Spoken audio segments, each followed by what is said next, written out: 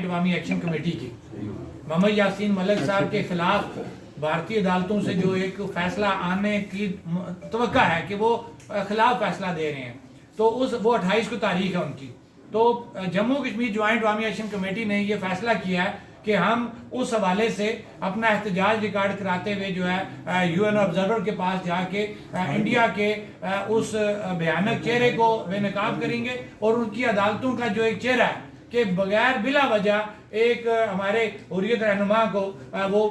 फांसी की जो है वो सजा देने की तरफ जा रहे हैं। ये बेसिक वो इशू है जिसके ऊपर Jammu Kashmir joint Awami action committee ने ये फैसला किया है कि पूरी रियासत के अंदर इस पे एहतजाज किए जा रहे हैं। उस हवाला से क्योंकि मरकजी इल्म ताजरान Muzaffarabad Jammu Kashmir joint Awami action committee का हिस्सा है इस तहरीक के अंदर, तो आज क्योंकि जब action committee Jammu Kashmir joint Awami action committee ने एक फैसला किया तो हमारा ये फर्ज बनता था कि हम भी उस फैसले को सेकंड करें। तो उस फैसले को सेकंड करने के हवाला से हमारा भी ये फर्ज बनता था कि हम तमाम ताजरान से मुशावरत करें। तो जो राय स्टेट सेक्रेटरी साहब ने दी है कि हम ये चाह रहे हैं कि 27 तारीख को हम आधे दिन का शटर डाउन अनाउंस करते हुए रैली को बैंक रोड इकट्ठे हों सारे लोग, वहां तमाम बाजारों से रैलियां वहां पे आए और वो रैली जो है हमारी प्रेस क्लब तक जाए, वहां पे इकट्ठे होकर बातचीत होगी। उसी दौरान वहां से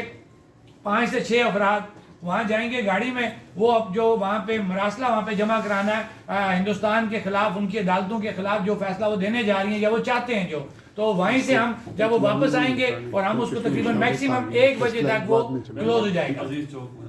खड़ा इकट्ठे होना हमने बैंक रोड अजीज चौक में, यहाँ से रैली हम लेके जाना चाहते हैं प्रेस क्लब के पास, वहां पे मैक्सिमम इसको 12 बजे हम वहां पे वो जो करारदाद हमने जमा करानी है 12 बजे उसका टाइम है, मतलब है 12 से 1 के दरमियान हम उम्मीद है कि इसको क्लोज कर लेंगे। तो उसमें राय ये आ रही है कि हम इसको